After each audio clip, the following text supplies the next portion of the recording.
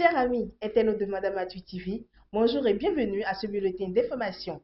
La Commission électorale nationale autonome Sénat a rendu public ce mardi 27 janvier 2026 les résultats définitifs des élections communales tenues le 11 janvier 2026. À l'issue du scrutin, deux formations politiques seulement, l'Union progressiste Le Renouveau et le Bloc républicain, se partagent la totalité des 1815 sièges de conseillers communaux à pouvoir sur l'ensemble du territoire national. Numéro 1, c'est le Bloc républicain, que je vais dire BR désormais, a réuni 1 206 390 voix, ce qui fait un taux de 44,43%, ce qui a permis d'élire 852 conseillers. 2, c'est le parti FCBE, 180 663 voix, un taux de participation de 6,65%. Vous connaissez la règle de base, un parti pour être éligible à la distribution des sièges, il faut avoir 10%. Les FCBE n'ont pas réussi à avoir les 10%. Pour cette raison, ce parti, pour la suite, ne participera pas à la distribution des sièges, n'est donc pas éligible pour recevoir des sièges. Numéro 3, c'est UP Le Renouveau, Union progressiste Le Renouveau, a réuni 1 328 475 voix,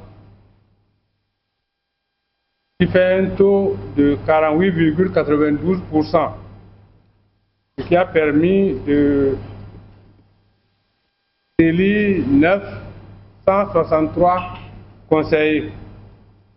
Si on fait la somme des conseillers, d'abord des suffrages valablement exprimés, c'est ce qu'on a dit à la page précédente, c'est 2 715 528, et le nombre de sièges, 1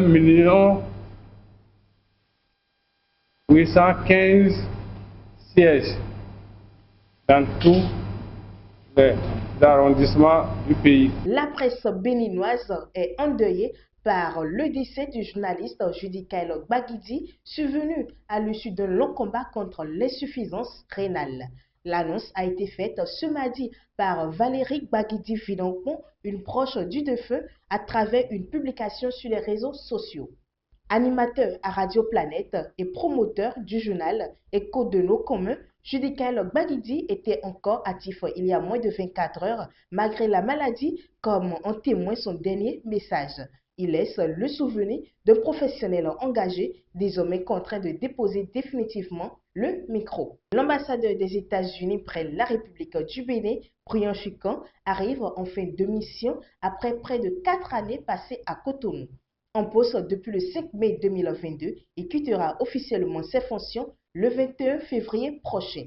Durant son mandat, Brian Chican a contribué au renforcement de la coopération bilatérale entre Washington et Cotonou, notamment dans les domaines de la sécurité, de la santé, du développement économique. Dans l'attente de la nomination de nouvel ambassadeur, l'intérim à la tête de la chancellerie américaine, sera assuré par l'ambassadrice adjointe Brynil Eliane Ellis.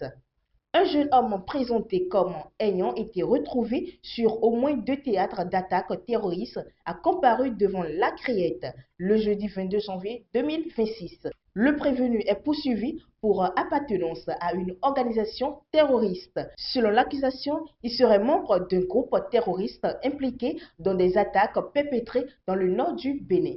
Et ce sera tout, chers amis internautes, pour ce bulletin d'information. Merci de nous avoir suivis et surtout, n'oubliez pas de vous abonner à Madame Atu sur Facebook, YouTube et TikTok. Et pour plus d'informations, suivez-nous sur www.madameatu.bg. Merci de nous avoir suivis et à très bientôt.